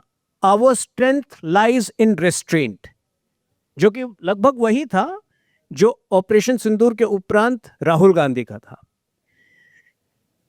2008 के 26/11 के मात्र 6 महीने बाद किस प्रकार से इन लोगों ने शर्मसार किया भारत को। शर्मल शेख में कहा कि Pakistan is equally a victim of terror, and Manmohan Singh allowed permission to Pakistan to probe our speculated और हैल्यूसिनेटेड रूल इन बालूचिस्तान। और ऑपरेशन सिंदूर के बाद जो राहुल गांधी ने किया है, मतलब एक तरह से उन्होंने दुश्मन की भाषा बोली है। तो कहीं ना कहीं मेरे ख्याल से यही कारण है कि आज कांग्रेसी जो है जिस रफ्तार से पलायन हो रहा है सेंसिबल लोगों का, समझदार लोगों का, देश प्रेमियों का कांग्रेस से, अगर ये और 5 साल रह गए तो मेरे ख्याल से कांग्रेस पार्टी नहीं बचेगी। अब मैं ये मान रहा हूँ कि बहुत दिनों बाद जब से राहुल गांधी ने वोट चोरी का अभियान शुरू किया, लगा कि चलिए ईवीएम की तो इज्जत बच गई, क्योंकि वो इतने दिन से ईवीएम का मुद्दा था। आप अगर राहुल गांधी को देखते हैं कि राहुल गांधी शुरुआत में आए तो वो एक काम किया करते थे कि पीएम मोदी जी, 2014 का याद कीजिए, वो जब भाषणों में हमेशा पीएम मोदी कहा करते थे। फिर अचानक उनको पता नहीं ये ज्ञान हुआ या क्या हुआ, वो उनको लगा कि वो अब उनको मोदी कहेंगे। फिर उन्होंने चौकीदार चोर कहना शुरू किया। फिर उन्होंने इसके बाद फिर वो अब आ गए हैं कि ये वोट चोरी है, जो मुझे लगता है कि जो लोग वोट चोर गद्दी छोड़। तो आप ये जो चेंजेस है इसको कैसे देखते हैं? क्या आपको लग रहा है उसका, उनको चूंकि सीट तो बढ़ गई उनकी, उनको लग रहा है 44 से 52, 52 से 99, और अगले साल अगर 119 होगी 2029 में तो वो और बड़ी जीत उनको हासिल होगी। ये तो खटाखट का और वो जो संविधान बदल जाएगा, जो झूठे वीडियो फेक चला है, उसका एक ओवर स्ट्रेच है, इसके ऊपर कुछ नहीं होने वाला है। और जो राहुल गांधी की मैसेजिंग है, उनके मुद्दे हैं, इनकी नॉन कंसिस्टेंसी, वो भी उनका एक फीचर है कि वो मुद्दे मतलब अभी जैसे पार्लियामेंट शुरू होने वाली विंटर सेशन, देखिए एक मुद्दा आ जाएगा, कोई तो विदेश से रिपोर्ट आएगी, उस पर हंगामा, और मुद्दे इतने अर्बन होते हैं, इतने नॉन कनेक्टेड होते हैं वो, जैसे वोट चोरी। अब वोट चोरी से कोई कनेक्ट नहीं करा। बिहार में आज तक का सबसे ज्यादा मतदान हुआ, वोट चोरी मतलब आदमी थोड़ा कटेगा, यार मेरा वोट चोरी हो रहा है, मैं तो इस पूरी व्यवस्था से ही ना खुश हूँ, लेकिन उससे ज्यादा वोट हुआ। वो कह रहे हैं पेगासस मेरा फोन हैक कर लिया, वो कह रहे हैं राफेल, उसमें सुप्रीम कोर्ट में जाना पड़ा। उनके मुद्दे एक तो इतने एलीट हैं, ना तो जनता से, ना तो सच्ची नहीं है पहले मुद्दे वो, और वो ऐसा क्यों है? क्योंकि वो इन्वेस्टेड ही नहीं है। वो उन्हें भारत की समझ किससे आती है? जो थोड़ी सी इसने दे दी, थोड़ी सी उसने दे दी। उनके सैम पेट्रोडा जैसे तो सलाहकार है, जिनको भारत में नहीं रह रहे। मतलब आपका, अगर आप एचआर मैनेजर हैं तो आपके पास यहाँ पे एक बैटरी ऑफ लीडर्स है भाजपा में। मतलब आप पूछेगा पोस्ट मोदी कौन है, तो आपको दिखेगा अमित शाह है, आपको दिखेगा हेमंत बिस्वा है, योगी आदित्यनाथ है, स्मृति ईरानी है, उधर साउथ में भी तेजस्वी सूर्या, नमलाई, एक बैटरी ऑफ लीडर्स आप बोलते चले जाएंगे और आपको हर उम्र में एक लीडर मिलेगा। यहाँ क्या है, आपको अक्कड़ बक्कड़ बम्बे को खेलना पड़ेगा। वो सोनिया गांधी, राहुल गांधी, प्रियंका गांधी, सोनिया गांधी, राहुल, जहाँ उंगली रुक गई वो लीडर। पहले ऐसे नहीं था। अब 2 बच्चे और हो गए, अब 5 हो गए, वो कोई नया आ गया, 2 बच्चे, क्या नाम है, राजीव से। सारे नेता अभी हाँ। मैं आपके पास आता हूँ। तो वो अक्कड़ बक्कड़ बम्बे में जहाँ उंगली रुक गई वही लीडर, अब उसको फिर लॉन्च करते रहो, रिलॉन्च करते रहो, उस पर एक एक लेयर चढ़ाते रहो, तो उनकी लिमिटेशन भी है। वो बेचारे वो 4-5 में ही बने। यहाँ पे आपको यही नहीं पता भाजपा का वैसे कब बना रहे हैं अध्यक्ष, पता नहीं, लेकिन भाजपा का अध्यक्ष अगला कौन होगा आपको कोई गेस नहीं है। मतलब मुझे पत्रकारों को बुरा लगता है कि पहले तो ये लोगों को ये पता लगता था, आपको वो फोन याद है ना, कि मतलब कौन किसे बना रहा है। अरे कहानी मुझी वो क्या बन रहा है, कहानी who will become iron, who will get, आज तक तो जेरोक्स तक नहीं लेकर आ पा रहे हैं लोग। मतलब जेरोक्स तो लीक कर देता था वो जो पियोन होता था, वो भी नहीं लीक करा पाते हैं। जब चंद्रशेखर वो जयशंकर फ्रंट रो में बैठे तो टीवी में चल रहा था, जयशंकर फ्रंट रो में क्यों बैठे, अच्छा बाद वाले वो मंत्री बनने वाले। तो ऐसा हाल हो गया है पत्रकारों का भी, उनको कोई लीक भी नहीं मिल रहा है। अभी हमको ये भी पता नहीं चल रहा कि ये इस्तीफा दे दिया गुजरात। इस्तीफा ये भी तो ये हम लोगों की दिक्कत तो है। चलिए आप। तो हाँ, ये है कि भाई अब वो ना तो वो इन्वेस्टेड है, ना वो मुद्दे में कंसिस्टेंट है, ना उनके पास एचआर पूल है। वो 3 लोगों में अक्कड़ बक्कड़ बम्बे वो खेलते रहेंगे, और जहाँ पे गाड़ी रुक जाएगी वही, अब वो 2 बच्चे और आ गए तो वो थोड़ी गाड़ी आगे चलाएंगे। उसका चेंज हुआ। पर एक चीज मैं आपको बोलूंगा, देखो while we all make fun of Rahul Gandhi, और बड़ा इजी है कि राहुल गांधी के बारे में मजाक उड़ाकर उसको नॉन सीरियसली ट्रीट करके उसको ऐसे ही दरकिनार करना। But actually Rahul Gandhi, even though he makes lot of gaffes, वो कॉमेडियन से ज़्यादा ही इज़ अ डेंजरस एनार्किस्ट। और इस चीज़ को हम लोग क्या है, कई बार उसके डेंजरस इंटेंशंस को उसकी टॉम फूलरी में हम लोग जो है देख नहीं पाते हैं। फॉर इंस्टेंस अभी आपने बार बार जिक्र किया कि 99 इनको लग रहा था 240 से ज़्यादा बड़ा है, उन्होंने उस समय सेलिब्रेट किया। उन किसी को अपेक्षा नहीं थी कि उनको 99 आने वाले थे। 99 by the way is the 3rd worst performance in the history of Congress. ठीक है, when they had government in 2014 they have got 44. When we are having the government for 10 years then they have got 99. तो they also know कि कोई vote चोरी नहीं हुआ। I mean, ये कौन सा वोट चोरी है जिसमें कि हमारी सीटें कम हो गई, हमारे वोट कम हो गए, और वो 99 सीट पाए पर वोट चोरी उनके खिलाफ हो गया। तो उनको भी पता है, वो सेलिब्रेट कर रहे थे। पर अब जिस प्रकार से उन्होंने यू टर्न लिया है, और यू टर्न लेकर वो मोदी और बीजेपी को टारगेट नहीं कर रहे। मोदी और बीजेपी को टारगेट करते तो कोई समस्या नहीं थी। मोदी जी, बीजेपी, हम लोग एक पॉलिटिकल पार्टी है, आएंगे जाएंगे। आज उनका टारगेट जो है वो देश और सनातन पर है। और इसीलिए जो ये टॉपिक है, इस पूरे थीम है, इस पूरे डिस्कशन डायलॉग्स का, वो है शत्रुबोध। उसका शत्रु मोदी और बीजेपी अकेले नहीं है। मोदी और बीजेपी तो ऑब्स्ट्रक्शन है, उसका असली शत्रु भारत और हिंदू है, और ये हमको स्वीकारना पड़ेगा। और इसीलिए जैसे एक एनार्किस्ट होता है, एक एनार्किस्ट क्या करता है, वो नींव, वो फाउंडेशंस को ही तोड़ना चाहता है। इसीलिए संविधान के बारे में बोलेंगे, जेब में संविधान लेकर घूमेंगे, पर हर संवैधानिक संस्था के खिलाफ जैसे वो स्लीपर सेल अटैक करते हैं ना, वैसे स्लीपर सेल की तरह अटैक करना। विदेश में जाकर भारत की संप्रभुता के खिलाफ बोलना कि इंडिया के अफेयर्स में यूएस एंड यूके इंटरवीन क्यों नहीं कर रहा। फिर वहां पर जाकर हमारी सॉवरेनिटी को टारगेट करने के बाद भारत में आकर बोलना हमारी लड़ाई बीजेपी से नहीं, हमारी लड़ाई इंडियन स्टेट से है। किसी एक रैली में वो जा रहे थे, अपनी रैली में जाओ भाई, भाषण दो, पॉलिटिकल भाषण दो, मोदी जी को, बीजेपी को कोसो, वो तो कोसते ही रहते हो। वहां पर वो जाके बोलते हैं कि वी आर फाइटिंग, हिंदू में एक शक्ति है, हम उस शक्ति के खिलाफ लड़ रहे हैं। ये आपको लगता है सहयोग है? अभी छठ पूजा को ड्रामा बोलना, राम मंदिर के प्राण प्रतिष्ठा को नाच गाना बोलना, फिर जिस प्रकार से हिंदू टेरर का पूरा नैरेटिव उनके समय में गढ़ा गया था। और Pallavi was very much, she was covering the UPA government, जब अमेरिका के एम्बेसडर को राहुल जी बोलते हैं लश्कर ए तैयबा एंड जमात उद दावा आर नॉट डेंजरस, असलियत में डेंजरस आर हिंदू ग्रुप्स, जो विकीलीक्स में आया था। तो राहुल का असली उसने अपने पर्सपेक्टिव से शत्रुबोध कर दिया है। उसके लिए उसका शत्रु जो है वो हिंदू एकता, सनातन एकता और भारत की अखंडता है। और इसीलिए उसका असली टारगेट वो है। मोदी, अमित शाह, योगी, बीजेपी एक ढाल है। जिस दिन ये ढाल हटा, उस दिन ये भारत और सनातन पर इसका हमला जो है वो और भी प्रखर होगा। तो ये मेन उसकी बैटल है। उसकी बैटल सनातन और हिंदू और भारत से है, और इसको हमको स्वीकारना पड़ेगा। ये Rahul Gandhi he trying, oh so sweet, oh cute, abs, innocent, ये नहीं है। He is not innocent, he is a dangerous man.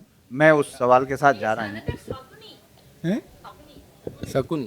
अच्छा शकुन। चलिए अभी क्या पल्लवी आपको लगता है कि जब वो मुद्दों का चयन करते हैं आप जब आप इस तरह का कि मैं दत्तात्रेय ब्राह्मण हूँ अचानक वो ये बताने लगते हैं किसी को वो राय इसमें तो पहले जानना पड़ेगा।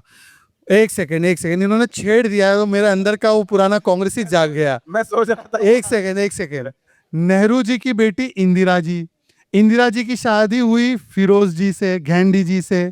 फिरोज गांधी जी के बेटे राजीव गांधी की शादी हुई सोनिया एंटोनिया माइनो से।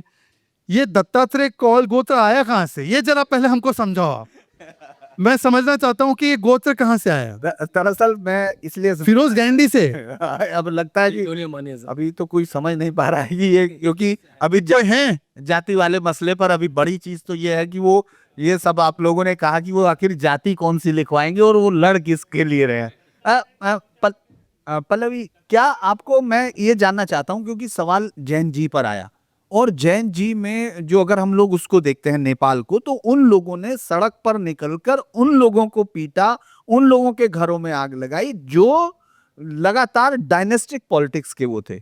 हमने बीजेपी में हम लोग बहुत सारे सवाल हम लोग भी उठाते हैं हमेशा उठाते हैं लेकिन हम लोग ये भी जानते हैं कि अचानक किसी के हाथ में पर्ची आएगी और जिसको पर्ची दी जा रही है जिसको नाम पढ़ना है वो एकदम ऐसे चौंक जाएगा। राजस्थान में ही हो गया ना। तो ऐसे में एक आम कार्यकर्ता को बेका इन लोगों का मतलब राहुल गांधी का प्रोसेस क्या है सोच मतलब आप लोगों के साथ अनौपचारिक बातचीत हुई होगी मैं चाह रहा हूं ताकि कुछ लोगों को पता चले। बहुत कम रिपोर्टर हैं आपकी तरह जिन्होंने उनको कवर किया। तो ये प्रोसेस क्या है कि वो राहुल गांधी आप कभी राहुल गांधी के साथ रायबरेली में सई नदी तक गए हैं? सई नदी गए? वो खुद नहीं गए तो मैं कहा। अच्छा देखिए मैं गया हूँ मैं हर एक जगह पर गया हूँ और मैं हमेशा इसलिए देखता था चुनाव कवरेज करते वक्त कि ये जो नदी पर माँ गंगा पर और उस सब पर सवाल उठा रहे हैं तो रायबरेली में एक सई नदी है। अगर आपने कभी नहीं देखा होगा तो आप अभी सर्च कीजिए आपको पता चल जाएगा।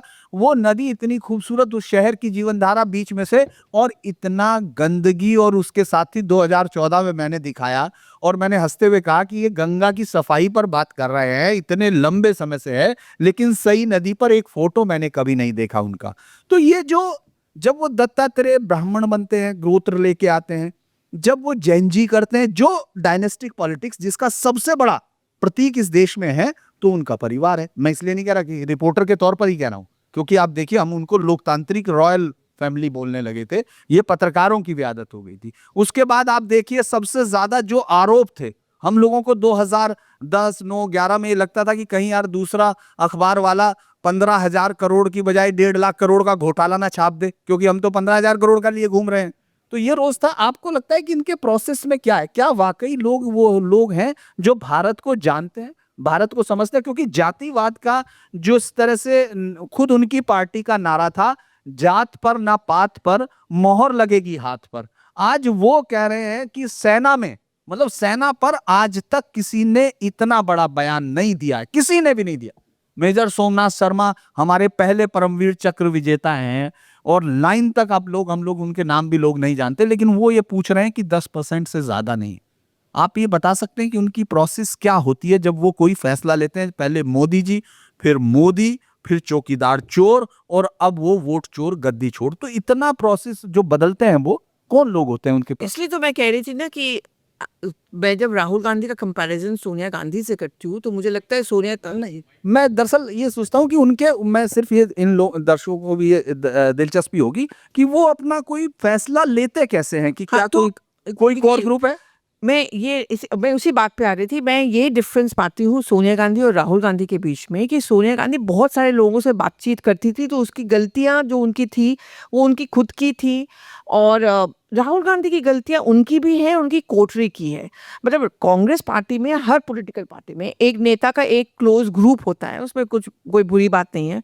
पर मुझे याद है 2004 में जब हम राहुल गांधी के साथ अमेठी जाते थे तब वो बार बार हमें कहते थे कि I want a different politics in India जिसमें कोई कास्ट की बात नहीं करे जहाँ नीचे से ऊपर तक सब लोग इलेक्शन होके आए डिस्ट्रिक्ट ऑर्गेनाइजेशन। आज मुझे वही हैरानी होती है specially in state like Bihar वो कास्ट फिर आर्मी इन सब की बातें करते हैं क्योंकि उनका कोटे भी बदलता गया है एंड विद इन दैट मुझे लगता है एक डेस्परेशन है कि यही री इन्वेंट या रीलॉन्च की बात होती है। कभी एक समय था, मुझे याद नहीं है, पिछले से पिछले लोकसभा इलेक्शन में रणदीप सुरजेवाला ने एक स्टेटमेंट दिया था जहां पे उन्होंने कहा कि राहुल गांधी जनेऊधारी शिव भक्त है। क्यों? क्योंकि उस समय ये था कि हिंदू का पोस्टर बॉय प्राइम मिनिस्टर हैं तो कांग्रेस में राहुल गांधी क्यों नहीं हो सकते। तो वो टेम्पल रन शुरू हुआ, फिर जनेऊधारी शिव भक्त है। तो याद है वो कौन सा वो हाथ वाला अभय मुद्रा लोकसभा में, ये सब चीज होता रहता था।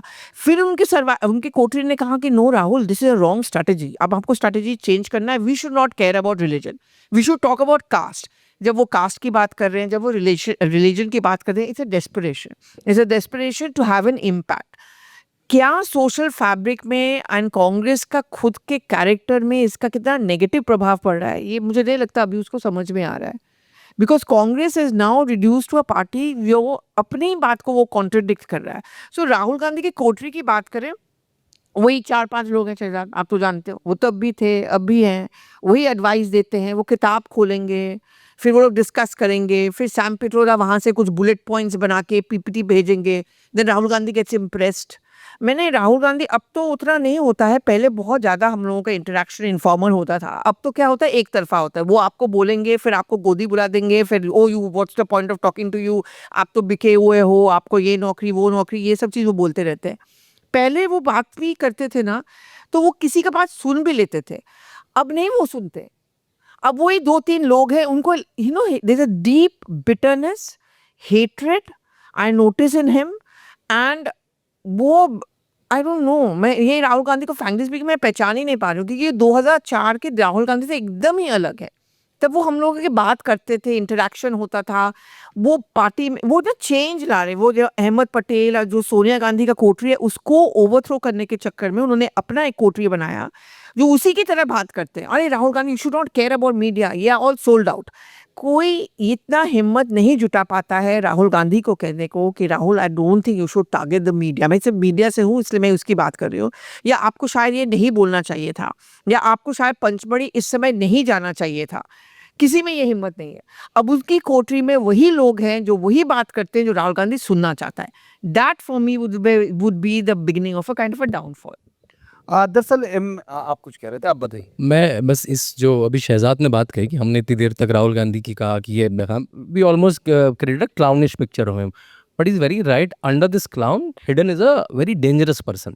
ही इज अप फॉर ग्रैब। मतलब उनका रेड कार्ड है कि वो जैसे अगर किसी को जो सत्ता परिवर्तन वाले हैं, हमने देखा श्रीलंका में, हमने देखा बांग्लादेश में, हमने देखा नेपाल में, उसके लिए बिल्कुल वो फिट पीस है कि इस आदमी को हम जो दूंगा, मैं इसको सत्ता के लिए कुछ भी करेगा ये। तो आपके मुद्दे भी वैसे हैं। वो जेनजी वर्ड एकदम से कौन बोलेगा नेपाल के बाद? He started using that vocabulary. आपको याद है जब 2024 का रिजल्ट आने वाला था, किसी पत्रकार ने पूछा कितनी सीट आने वाली हैं, आपने सिद्धू मूसावाले को सुना है 295। Who says Sidhu Moosewala? You know he was a non separatist, उसका नाम लेके 295। तो ही इज अप फॉर ग्रैब्स। उस दिन हम लोग साथ में थे, मैं और तोहिन।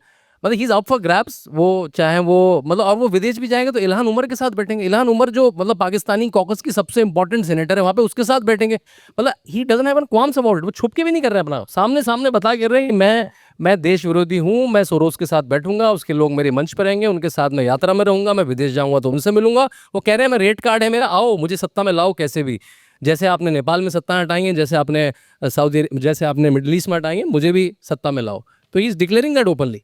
तो इसलिए वो डेंजरस इस क्लाउन पोजीशन के पीछे। शहजाद, अब क्या लगता है कौन सी ताकत ये देती है कि भारत में आप इस तरह की पॉलिटिक्स करने के बावजूद भी आपको लगता है कि आप प्रधानमंत्री बन जाएंगे, या इस तरह का ख्वाब देखते हैं? क्योंकि आप सेना पर सवाल उठा रहे हैं, आप देश की ईसीआई, क्योंकि जो शुरुआती, अगर हम लोग हमारे साथ जिस देश आज़ाद हुआ था तो हमारे साथ लगभग 70 देशों को आज़ादी मिली, अगर हम उस दशक की देखते हैं। और ज़्यादातर देशों में वो आज़ादी इसलिए छिन गई क्योंकि किसी ने किसी संस्था पर यकीन नहीं किया। अब बिल्कुल सही बात है, वो सवाल भी है कि आखिर वो सब संस्थाओं पर सवाल उठा, लेकिन कोई तो ताकत उनको ये दे रही होगी। और वो सवाल तो वही है कि विदेशी आप जो भी, लेकिन वो कौन सी ताकत है जो इनको इतने लंबे समय तक, फैमिली के अलावा पूछ रहा हूँ क्योंकि वो तो है ही, वो इतने समय तक सरवाइव करती है? और न केवल सरवाइव करती है, अगर आप देखेंगे अखिलेश जैसा, अगर हम कुछ भी कहें तो, लेकिन एक जमीन भाई मुकाबला उनका है और उसके पास अपना वोट बैंक है।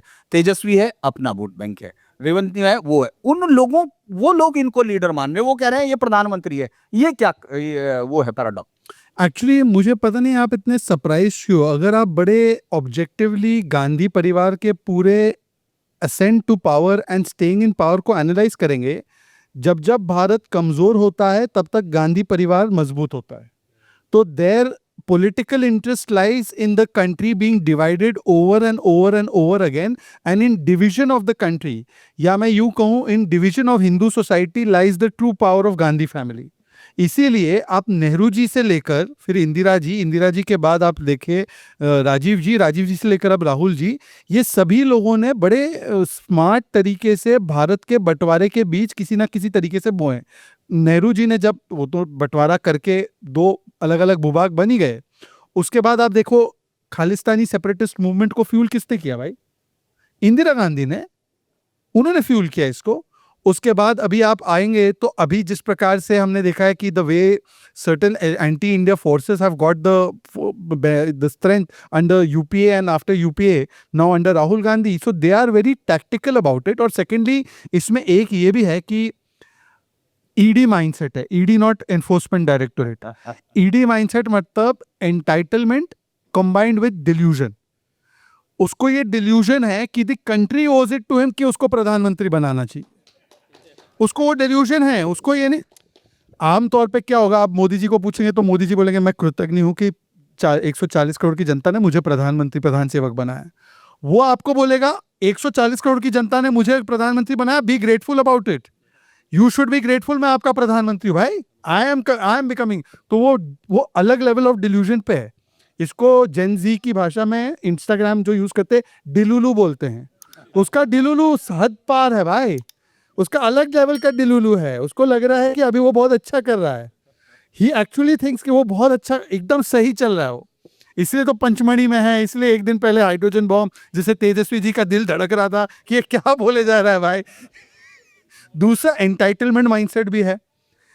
अच्छा, अभी पल्लवी ने बताया कि उनके टॉकिंग पॉइंट्स अंकल सैम से आते हैं। भाई अंकल सैम का असली नाम है सत्यनारायण गंगाराम पित्रोदा। जो सत्यनारायण गंगाराम पित्रोदा जो भारत में नहीं रहता, विदेश में रहता है, वो सैम टॉकिंग पॉइंट्स बनाकर राहुल को दे रहा है, और राहुल भारत का प्रधानमंत्री बनने के लिए सत्यनारायण गंगाराम पित्रोदा से छोड़कर सैम से पॉइंट्स ले रहा है। उसी से आप समझ जाइए कि कितना डिल्यूजन भी है और कितना सेंस ऑफ डिस्कनेक्ट भी है। ये डिस्कनेक्टेड है, पर इनके पास एक ट्राइड टेस्टेड फॉर्मूला है, डिवाइड एंड रूल। इन्होंने मुसलमानों को हिंदुओं से, मुसलमानों को डरा डरा कर, आरएसएस का डर दिखाकर, हर जगह पर मुसलमानों को वोट बैंक कैप्टिवली बनाने के लिए वक्फ के इशू पे अभी लड़ रहे हैं, यूसीसी के इशू पे डराते हैं। इससे पहले शाह बानू पे डराया, इससे पहले आपके पीछे आरएसएस हिंदू आ जाएंगे, सब लोग आपको मार देंगे, ये डरा के पहले मुसलमानों के साथ वोट बैंक किया। अब इनका नया टेम्पलेट है कि भाई कास्ट में सर्टन कास्ट को उठाकर उनको डराओ, उनको बोलो कि these people are coming after you, 10% ही आर्मी को कंट्रोल कर रही है, प्राइवेट सेक्टर में कोई नहीं है, मीडिया के सेक्टर में आपका कोई नहीं है, जुडिशरी में आपका कोई नहीं है, ये सारी संस्थाएं आपके खिलाफ है, एक मुश्त हो जाओ, लामबंद हो जाओ और करो जो नेपाल में हो रहा है। तो ही इज़ वेरी क्लियर कि डिवाइड एंड रूल करना है, और इसीलिए as much as we take him non seriously, we must also see, कोई और एलओपी आपको याद नहीं होगा जिसके बारे में सुप्रीम कोर्ट ने कहा हो कि you are not speaking like an Indian when you are doubting the arm forces of this country. और वो केस लड़ने वाले भी व्यक्ति जो है बीआरओ से, वो हमारे आज जयपुर डायलॉग्स में आए हैं। तो सोचिए कि कोई एलओपी के लिए अगर ये बोले, उसको एलओपी पद छोड़ नहीं देना चाहिए, उनको तो एमपी नहीं बने रहना चाहिए अगर बोल सुप्रीम कोर्ट के कहने के बाद। तो he is a cocktail of dangerous and delusion, more dangerous and very much delusional. मैं अब तुहिन के पास जा रहा हूँ, क्योंकि हमारा सेशन अब बिल्कुल उसके बाद एक सवाल जरूर मैं उससे करूँगा। सानू, आपको लगता है अब बीजेपी को, ये बात तो लोग तो बहुत कहते हैं कि एक्शन होना चाहिए, बीजेपी के लिए बहुत सारे लोगों का ये प्रेशर रहता है कि अब आप, क्योंकि सेना पर सवाल है ये, आपको लगता है कि राहुल गांधी का इसी तरह रहना बीजेपी के लिए फायदेमंद है? लेकिन जिस तरह से संस्थाओं पर लोगों को यकीन वो हटाने की कोशिश कर रहे हैं, उसको लेके कोई रणनीति भी आप बनाना चाहते हैं? देखिए, राहुल गांधी हमारे लिए बहुत अच्छा काम कर रहे हैं, ये तो मैं मान नहीं रहा हूँ। उनकी राजनीति जो है छिछोड़ेपन और नकारात्मकता की राजनीति है, और उनको ये समझ में नहीं आ रहा है कि इस नकारात्मकता और इस छिछोड़ेपन की वजह से लोगों में क्रोध उत्पन्न हो रहा है, और वो क्रोध के कारण उन लोग उनको सजा दे रहे हैं। महाराष्ट्र में जिस प्रकार की वोटिंग हुई थी, लोगों ने सजा दी थी। क्यों? क्योंकि उस समय वो घूम घूम के पत्रकारों से पूछते थे कौन जात बा। आपको याद होगा उस समय वो गिनते थे कि 54 वर्षीय, तब 54 के होंगे, 54 वर्षीय Rahul Gandhi miss India contest में जाकर 21-22 वर्ष की महिलाओं का जात पूछते थे। तो इसकी सजा मिली थी उनको। और अभी बिहार में दोबारा उनको सजा मिलने वाली है वोट चोरी की, जो एक वोट चोरी का एक ढकोसला, वोट चोरी का जो एक झूठ उन्होंने फैलाया। तो हमारे लिए तो हमेशा वो फायदेमंद रहे हैं, लेकिन मुझे लगता है कि कांग्रेस को जो है कॉल लेना पड़ेगा कि जो प्रमुख विपक्षी पार्टी है, क्या वो इस व्यक्ति की बैसाखी के सहारे आगे बढ़ना चाहती है। और दुख की बात है कि आज उनकी पूरी कम्युनिकेशन टीम, पवन खेरा हो, सुप्रिया श्रीनेत हो, मेरे ख्याल से वो इनसे भी बड़े कट्टर मूर्ख हैं। मैंने पिछले सेशन में जानबूझकर कुछ जो है बाइट्स, कुछ साउंड प्ले किया था, आप लोग भी सुन लीजिए, क्योंकि ये भाषा जो है ना, ये भाषा कोई भी देश के प्रति समर्पित ऑपोजिशन का नहीं हो सकता है। जाते जाते सुन ही लीजिए ये भाषा, मैं रिपीट कर देता हूं।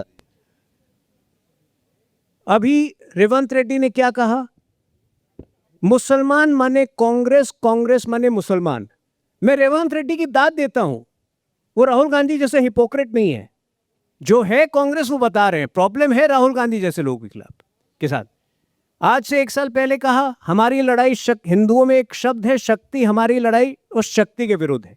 आज से 1 साल पहले, सबसे पहले उन्होंने कहा था कि अग्निवीर स्कीम जो है लाई ही इसलिए गई है ताकि ऊंचे कास्ट के लोग जो है अफसर बन पाए, बाकी जो पिछड़ी जाति के लोग हैं वो अग्निवीर बन पाए। तो इस प्रकार से जो व्यक्ति हर शब्द में, हर वाक्य में केवल और केवल विभाजित करना चाहता है देश को, और जिसकी भाषा एक छिछोड़ी भाषा है। जब वो रफाल के ऊपर इल्जाम लगा रहे थे, उनको ये भी नहीं पता था ऑफसेट पार्टनर होता क्या है। वो कहते थे अनिल अंबानी को क्यों आपने इतना बड़ा डील दे दिया। अनिल अंबानी को 1 या 2% का टोटल कॉन्ट्रैक्ट का शेयर आया था, वो भी एक ऑफसेट पार्टनर के तौर पर। सेम वोट चोरी में यही झूठ। तो मेरे ख्याल से कांग्रेस पार्टी को भी अब फाइनली जो है कॉल लेना चाहिए कि कब तक इस व्यक्ति को बर्दाश्त करेगा, क्योंकि एक लोकतंत्र में मेरे ख्याल से विपक्ष का एक बहुत इंपॉर्टेंट स्थान है। 12 साल कांग्रेस पार्टी ने वेस्ट कर दिए हैं, और आगे भी अगर इसी तरह से वेस्ट करना है तो कांग्रेस पार्टी की इच्छा है। एक आखिरी सवाल कि आपको कब तक लगता है शांतनु कि ये जो रिलॉन्चिंग का पैकेज है ये चलता रहेगा? कितने दिन तक ये पैकेज होगा, कितने दिन तक? और वो लोग कौन हैं जो ये कहते हैं, मतलब नाम वो ले रहे थे, शहजाद मैं नहीं लूंगा, जिनको लगता है जमदानी क्यों नहीं आ रहा है, बस ममदानी जो है, तो वो क्यों नहीं आ रहा है? तो आपको लगता है कि ये जो है कब तक ये लॉन्चिंग का प्रोसेस ये तो कांग्रेस के अंदर एक अपनी लड़ाई है कि परिवार और जो कांग्रेस है उसके बीच में G23 बना, बहुत सारे लीडर्स बाहर निकल गए। मैंने बताया भी 2018 का कवर के सारे लीडर बाहर हैं। तो अगर इस टसल में कांग्रेस का परिवार हार गया, मतलब कांग्रेस का जो फर्स्ट परिवार है वो हार गया, तो कांग्रेस के लिए बहुत अच्छा है। तब वो सही कांग्रेस निकल पाएगी, लीडर निकलेंगे, एक सही का पोजीशन निकलेगा। जब तक ये हावी है, ये परिवार, गांधी परिवार, वाड्रा परिवार हावी है, तब तक तो रिलॉन्चिंग होती रहेगी। इनकी कुछ तबीयत खराब हो गई या इनको विदेश में ज़्यादा कोई अटकन मिल गई वहाँ पे, मतलब ये लौट के नहीं आ पाए, तो फिर प्रियंका गांधी आ जाएंगी, उनका बच्चा आ जाएगा। लेकिन इस तलस्म में कांग्रेस बाहर तभी निकल पाएगी कोई बड़ा विद्रोह कर दे, और वो विद्रोह इतना ताकतवर हो जो कांग्रेस को छीन के ले चले आगे, तभी निकल पाएगी कांग्रेस चंगुल से बाहर। जस्ट फॉर योर नॉलेज, ये जो मौजूदा कांग्रेस है, ये वो वाली कांग्रेस तो ऐसे भी नहीं है भाई। 1885 वाली कांग्रेस अलग कांग्रेस थी, उसके बाद 1960s में तो ये कांग्रेस इंदिरा बनी है। और Congress Indira special purpose vehicle एक परिवार का है, ये तब से लेकर आज तक चला आ रहा है। खड़गे जी से कंफ्यूज मत होइए। खड़गे जी तो केवल वहाँ पे जो मनमोहन सिंह जी की भूमिका थी सरकार में, वैसी वाली उनकी भूमिका अभी बनाई गई है। पर जिस दिन कन्वीनियंट होगा, जैसे कह रहे थे कि रेहान है और कुछ और 2-3 बच्चे हैं इनके परिवार के नए, तो बच्चों के पर और कौन सा बच्चा है जो हमें नहीं पता है? नहीं, राहुल जी भी तो हैं। अच्छा, चलेगा, कोई बच्चे विदेशों में जो हमें नहीं पता। ये इनमें से ही किसी को आगे टेक ओवर करना है, तो इसके मतलब कोई इसमें मत रहिए कि ये कांग्रेस को राहुल से बचाना है। कांग्रेस जो आज की तारीख में है वो राहुल परिवार के लिए स्पेशल पर्पस व्हीकल का ही काम कर रही है। तो कांग्रेस और राहुल एक ही है। तो अब इसको कांग्रेस को रेस्क्यू करना है तो राहुल गांधी के खिलाफ मोर्चा खोलना है, ये सब फॉर्म देखिए, यही है।